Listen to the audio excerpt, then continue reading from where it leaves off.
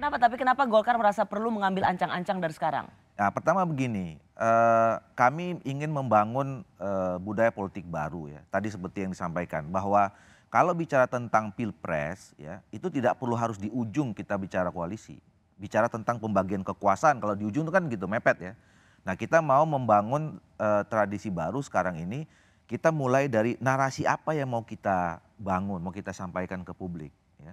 Makanya kita bicara tentang konsep apa yang akan kita tawarkan, visi apa yang mau kita bangun 5 tahun ke depan, 2024-2029, programnya apa saja. Nah, baru kemudian nanti kalau kita udah sepakat, kemudian ada respon publik, kita bicara masuk pada itu yang setelah kita chapter terakhir bicara tentang siapa. Oke, Gitu kan? tapi membangun dulu. Kalau Demokrat kan udah 2 kali, Bang Andi.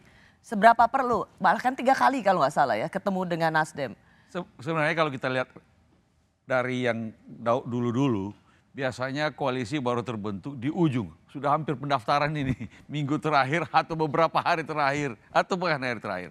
Tapi saya rasa ada kebutuhan sekarang untuk memulai menjajaki pembentukan koalisi lebih dini dibandingkan sebelum-sebelumnya. Karena yang sebelumnya, mengapa kali ini itu terasa harus dibutuhkan? karena kita ingin agar supaya jangan sampai ada cuma 2 kubu saja. Dia kita lebih baik kalau ada 3 untuk negeri ini. Karena mencegah polarisasi dan kemudian apalagi polarisasi berbasis identitas seperti yang dulu-dulu.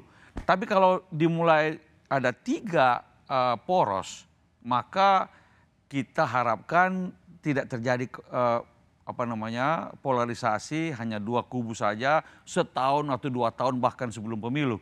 Tetapi bahwa nantinya mungkin saja terjadi 2 putaran.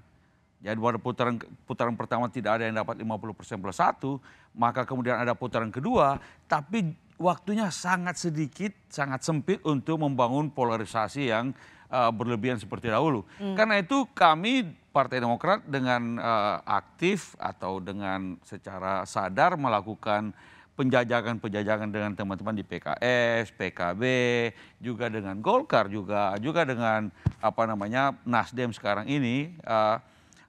Itu karena kita mulai mencoba membentuk koalisi. Kalau bisa memang dilakukan atas dasar, kalau makanya tidak gampang sebenarnya karena perlu ada pertemuan berkali-kali. Pertama platformnya dulu, kita bisa nggak bertemu di platform yang sama. Ya, Bagi kami misalnya perubahan dan perbaikan. Mungkin kalau di PKB bahasanya pembaruan, mungkin di PKS mungkin ada juga bahasa yang berbeda sedikit. Tapi kira-kira kalau itu sama, maka mungkin kita sepakat dalam platform yang sama.